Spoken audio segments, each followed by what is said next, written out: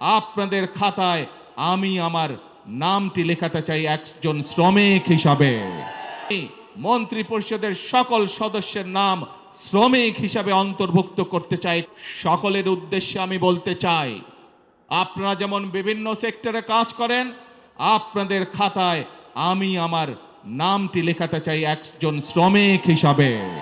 কারণ আপনি যেরকম ইমারত শ্রমিক হিসাবে এই ইমারতটি গড়ে তুলছেন, এই দালানটি গড়ে তুলছেন, আপনি একজন পাট শ্রমিক হিসাবে পাট কলের উৎপাদন যেমন বৃদ্ধি করছেন, আপনি একজন পোশাক শিল্প শ্রমিক হিসাবে পোশাক শিল্পের উৎপাদন বৃদ্ধি করছেন, ঠিক একইভাবে আপনার খাতায় নাম লিখিয়ে আমিও দেশ গড়ার কাজে নিয়োজিত করতে চাই নিজেকে। সেই জন্য আমি মনে করি এবং একই সাথে আমি মন্ত্রী পরিষদের সকল সদস্যের নাম শ্রমিক হিসাবে অন্তর্ভুক্ত করতে চাই। কারণ আপনারা যেমন এক একটি জিনিস গড়ে তুলছেন, আমরা আপনাদের পাশে থেকে দেশ গড়ার কাজে হাত দিতে চাই, দেশকে গড়তে চাই।